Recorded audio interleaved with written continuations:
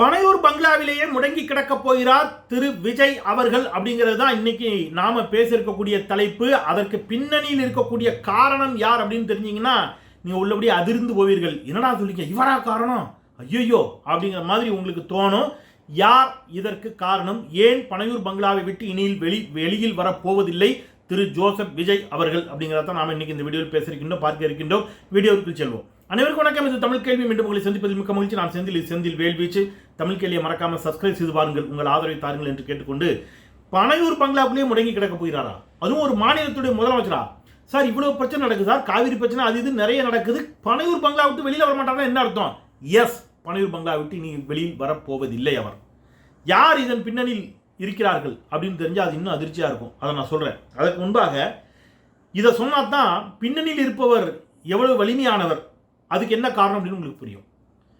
சமீப காலமாக இந்த அரசு பதவியேற்ற பிறகு தொடர்ச்சியாக ஒன்று செஞ்சுக்கிட்டே வருது. கவனிச்சிங்களா? என்ன செய்யுது?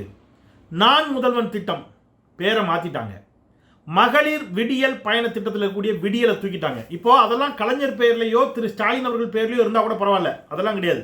எல்லாமே பொது பெயர்கள் தான். மகளிர் விடியல் பயணம், இதில் என்ன பிரச்சனை? ஒன்றும் கிடையாது. நான் முதல்வன் திட்டம் பேரை மாற்றிட்டாங்க. அதே மாதிரி இப்போ தாயுமானவர் திட்டம் பேரை மாற்றிட்டாங்க. இப்படி திமுக ஆட்சி காலத்தில் வைக்கப்பட்ட திட்டங்கள் அனைத்தினுடைய பெயர்களும் முற்றிலும் மாற்றப்பட்டு கொண்டே இருக்கிறது. நீங்க பார்த்திருப்பீங்க. எல்லா பேரையும் மாத்துறாங்க. சரியா? முதலமைச்சர் காலை உணவு திட்டம் பேரை மாத்திட்டாங்க. இப்படி தொடர்ந்து பேரை மாற்றிக்கொண்டே வருகின்ற திரு விஜய் அவர்களுக்கு மனசுக்குள்ள ஒரு எண்ணம் வந்திருக்குது. என்ன எண்ணம் அப்படின்னு கேட்டீங்கன்னா, திமுக ஆட்சி காலத்தில் போடப்பட்ட எந்த திட்டங்களையும் நாம பயன்படுத்தக்கூடாது அப்படிங்கிற ஒரு எண்ணம் திரு விஜய் அவர்கள் மனசுல வந்திருக்கு. ஏன்னா திமுக ஆட்சி அப்படிங்கிறது விஜய் அவர்களை பொறுத்தவரை பிடிக்காத ஆட்சி. அந்த ஆட்சி காலத்தில் கொண்டு வரப்பட்ட ஒரு திட்டத்தை நாம ஏன் பயன்படுத்தணும் அப்படிங்கிற மான ரோஷத்தோடு சுயமரியாதையோடு விஜய் என்ன பண்ணியிருக்கிறாருன்னா ஒரு முடிவு எடுத்திருக்கிறாரு. திமுக கட்டி எழுப்பிய பாலங்களில் இனி அவர் பயணிக்க போவதில்லைன்னு முடிவு எடுத்துட்டாராம். அதான் நமக்கு கிடைச்சிருக்கக்கூடிய பிரேக்கிங் நியூஸ், நம்பகமான தகவல். திமுக ஆட்சி காலத்தில் கட்டின பாலங்கள் இருக்குல்ல, அதன் மீது இனி விஜயினுடைய கார் போகாது அப்படின்னு அவர் சத்தியம் பண்ணியிருக்கிறார். ஆமாம், ஏன்னா அதெல்லாம் திமுக ஆட்சி காலத்தில் கட்டினது.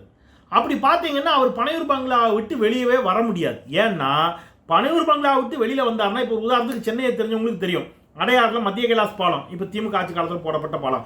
அடையார் சிக்னல் இருக்கக்கூடிய பாலம் திமுக ஆட்சி காலத்தில் போடப்பட்ட பாலம். இன்னும் சொல்ல போனால் அவர் இப்போ நேற்று மெட்ரோவை போய் ஆய்வு செஞ்சார் பாருங்க, அதுவே திமுக ஆட்சி காலத்தில் கட்டப்பட்டது. அதில் போயிட்டு வந்ததுக்கப்புறம் தான் அவருக்கு அந்த சிந்தனையே வந்திருக்குதான்.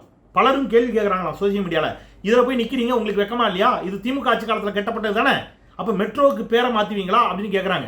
எல்லா திட்டத்துக்கும் பேரை மாற்றுவீங்க, மெட்ரோவோட பேரை மாற்றுவீங்களா அப்படிலாம் பலரும் கேட்க போது அவருக்கு மனசாட்சி உறுத்தி இருக்கு. அப்போ அவர் எல்லாரும் கூப்பிட்டு ஆலோசிச்சிருக்கிறார். கூட இருக்கவங்களாம் கூப்பிட்டு, குறிப்பாக புஷி ஆனந்தெல்லாம் கூப்பிட்டு பேசியிருக்கிறார். ஏன்னா புஷி ஆனந்த் பல ஆக்கப்பூர்வமான அறிவுரைகளை சொல்லக்கூடியவர். அவள் புஷி ஆனந்த் கூப்பிட்டு கேட்டிருக்கிறாங்க. அவர் நதிநீர் பிரச்சனைக்கு ஆகச்சிறந்த தீர்வுகளை தரக்கூடியவர் இல்லையா? அப்போ அந்த புஷி ஆனந்த் என்ன சொல்லியிருக்கிறார் அப்படின்னா, கரெக்ட் அண்ணே, நீங்கள் சொல்கிறது தான் கரெக்டு, தளபதியை இட்டுக்குன்னு வருது எங்களுக்கு கஷ்டமாக இருக்குது, இனி திமுக ஆட்சி காலத்தில் போட்ட எந்த பாலத்திலையும் நம்ம பயணிக்க வேண்டாம்னு முடிவு பண்ணிட்டாங்களாம். அதனால இப்போ அவர் பனையூர் பங்களாவுக்குள்ளேயே முடங்கி கிடக்க போகிறார் அப்படிங்கிறது நமக்கு கிடைச்ச செய்தி. இந்த செய்தியின் அதிர்ச்சியை விட பெரிய அதிர்ச்சி உங்களுக்கு இன்னும் சிலது இருக்கு. அது என்ன அப்படின்னு கேட்டீங்கன்னா, இப்போ சத்துணவுல முட்டை போடுறாரு. இந்த சத்துணவில் முட்டை அப்படிங்கிறது திமுக ஆட்சி காலத்தில் கொண்டு வரப்பட்ட திட்டம். அதனால அதுக்கும் அவர் என்ன பண்றாருன்னா, முட்டைக்கு பேரை மாத்தி பால் கொழுக்கட்டை அப்படின்னு வைக்கலான்னு விஜய் ஒரு சஜஷன் சொல்லியிருக்காரு. ஏன்னா எல்லாத்துக்கும் பேரை மாத்துறாருல, இப்போ நான் முதல்வன் பேரை மாத்தியாச்சு, அது மாதிரி இப்போ மகளிர் விடியல் பயணம், எல்லா பேரையும் மாற்றும் போது திமுக ஆட்சி காலத்தில் கொடுக்கப்பட்டதாலேயே முட்டைக்கு முட்டைன்னு ஏன் பேர் வைக்கணும், பால் கொழுக்கட்டைன்னு வச்சா வெள்ளை கலர்ல இருக்குல்ல அப்படின்னு விஜய் என்ன செஞ்சிருக்கிறார், புத்திசாலித்தனமாக விஜய் ஒரு முடிவு செய்திருக்கிறார் அப்படின்னு சில செய்திகள் நமக்கு கிடைக்குது. அது மாதிரி பார்த்தீங்கன்னா, ஃபார் எக்ஸாம்பிள் நீங்கள் தமிழுக்கு செம்மொழி அங்கீகாரத்தை பெற்று தந்தது திமுக ஆட்சி, கலைஞர் ஆட்சி. அதனால அதையும் கூட மறுபரிசீலனை செய்யலாமோ அப்படிங்கிற அளவுக்கு தைரியமாக யோசிச்சிருக்கிறாருன்னா பாருங்களேன். செம்மொழி அங்கீகாரத்தை கலைஞர் பெற்று தந்தாரா, திமுக பெற்று தந்தது அப்படின்னு கேட்டிருக்காரு. ஆமாங்க, அப்போ அதை என்ன செய்யலாம் அப்படின்னு அதுக்கெல்லாம் கூட யோசிச்சிருக்கிறாரு. அது மாதிரி பெண்களுக்கான சொத்துரிமை திமுக தான் கொடுத்துருக்கு, அதெல்லாம் ரத்து பண்ண போறாரதா ஒரு செய்தி தெரியல. ஏன்னா திமுக கொடுத்த எதையுமே அவர் இனிமேல் வச்சு பார்க்கறதா இல்லை. ரோஷக்காரருங்க, நீங்கள் நினைக்க மாதிரி கிடையாது, சுயமரியாதைக்காரரு. நீங்கள் என்ன நினைச்சீங்க, மானம் ஜூடு ஜோடம் ரோஷம் எல்லாம் உள்ளவர் அவர். நீங்கள் நினைக்கிற மாதிரி சாதாரண ஆள் கிடையாது. அதனால அவர் என்ன நினைக்கிறாருன்னா, வெறும் இந்த திட்டங்களுடைய பேரை மாற்றினா அப்போ என்ன பண்றது?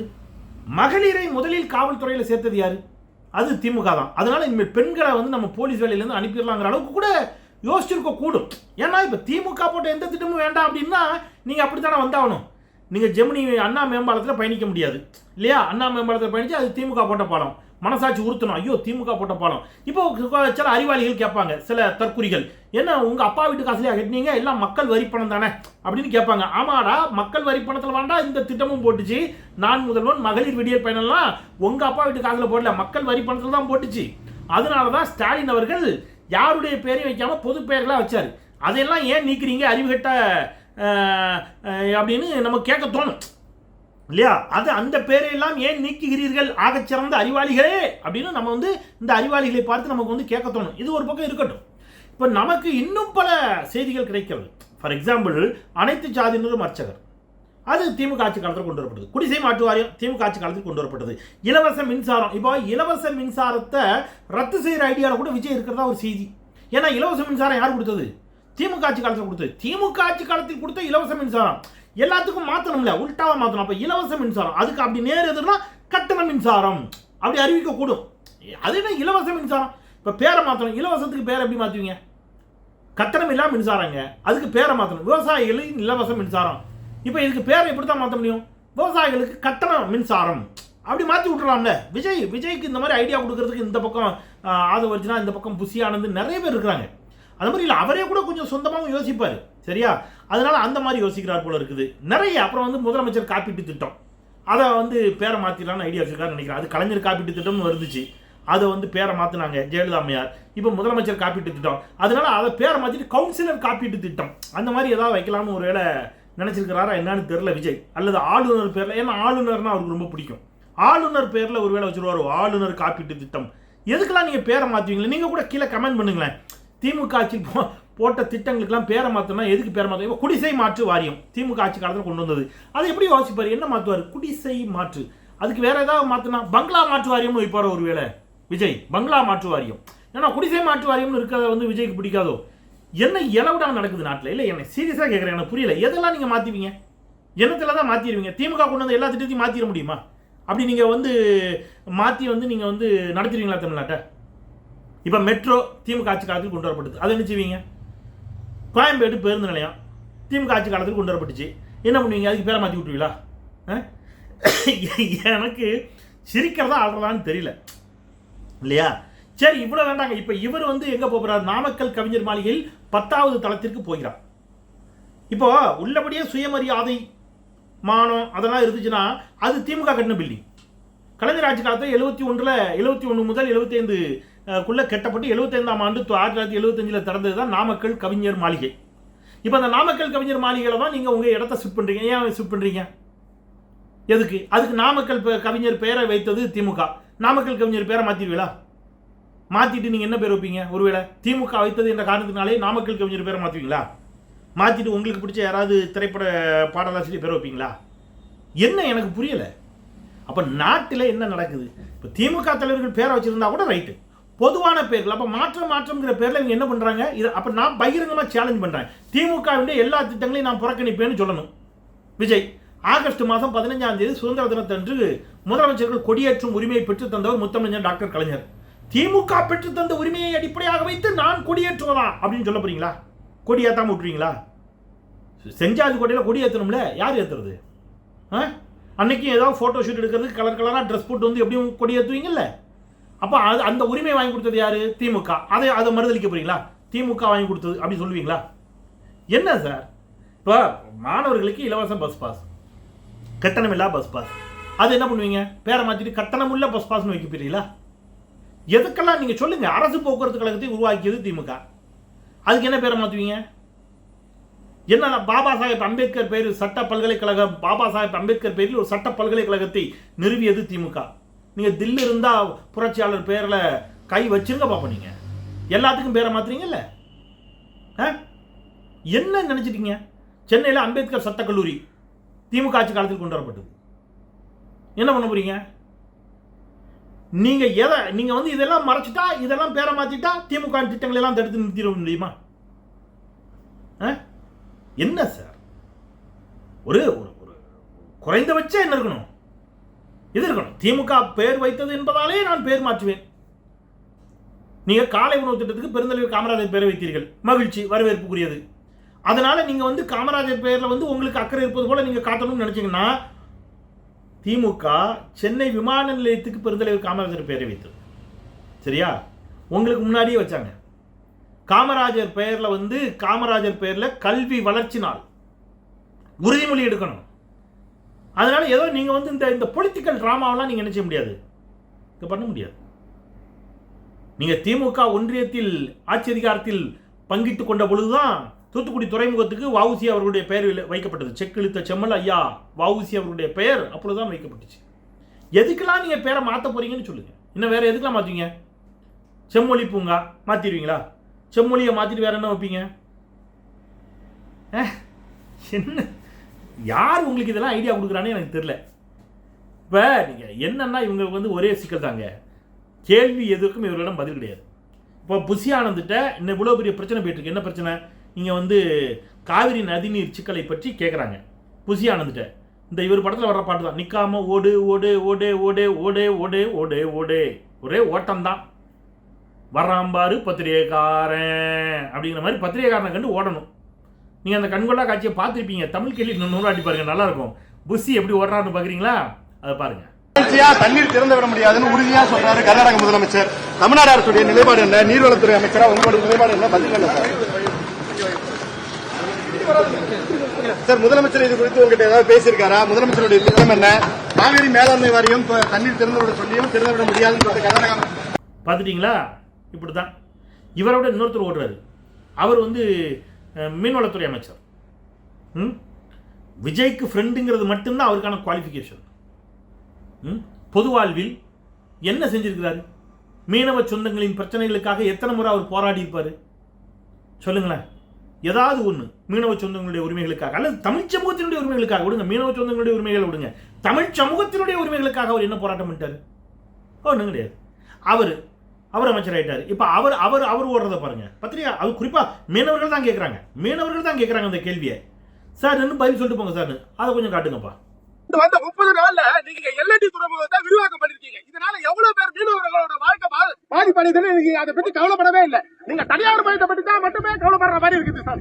இந்த மீனவர்களுக்கு இதுவரையும் எல்என்டி நிர்வாகமோ அதானி நிர்வாகமோ நிரந்தர வேலை வாய்ப்பே கொடுக்கல. ஆனா நீங்க வந்த 30 நாள்லயே எல்லாருக்கும் உடனே விரிவாக்கம் பண்ணிட்டீங்க. கவர்மெண்ட்டுக்கு ஊழாம எல்லாத்தையும் விரிவாக்கம் பண்றீங்க. நீங்க ஏன் தனியார் மயத்துக்கு முக்கியத்துவம் கொடுக்குறீங்க கேட்கிறோம்.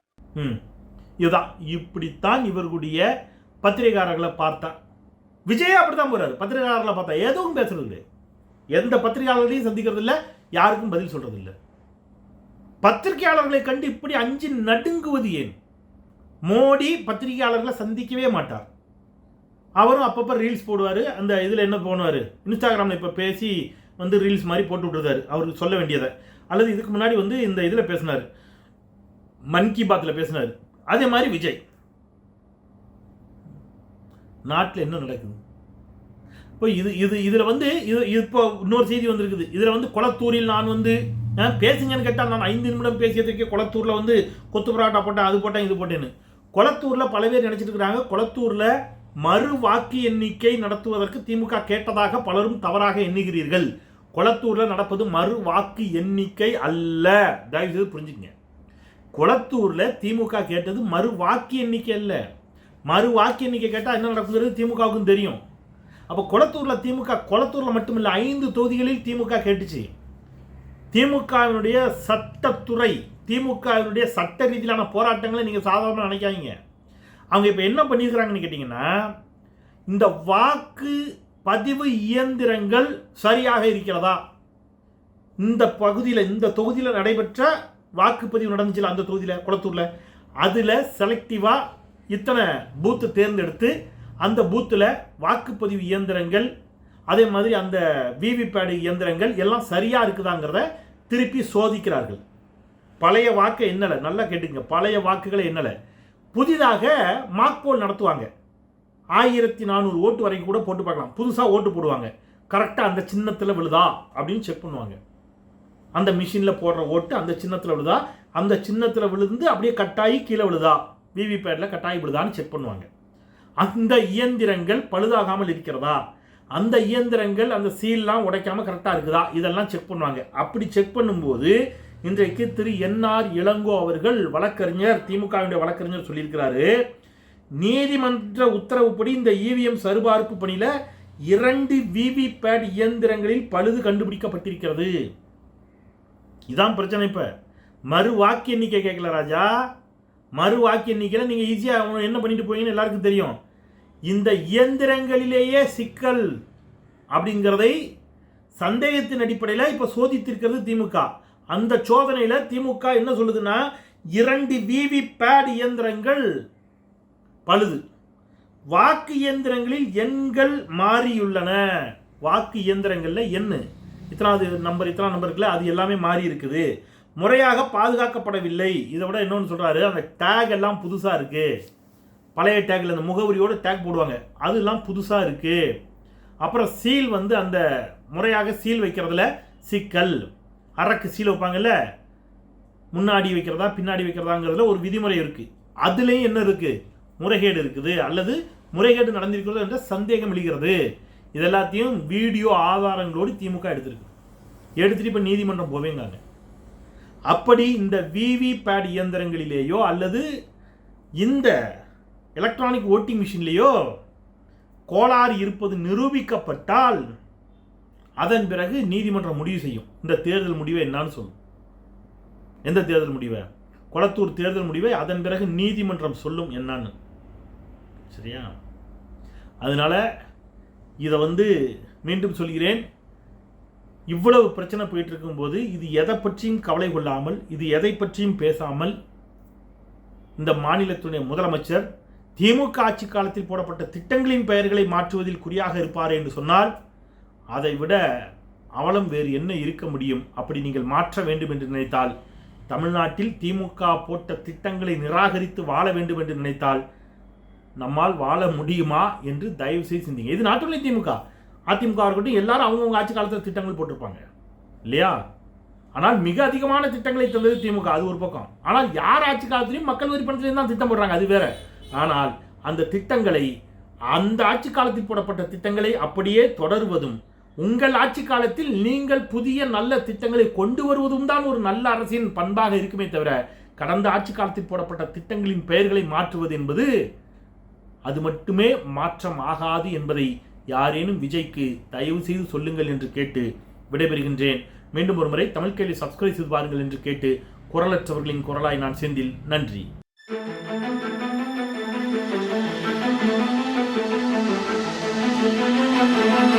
Thank you.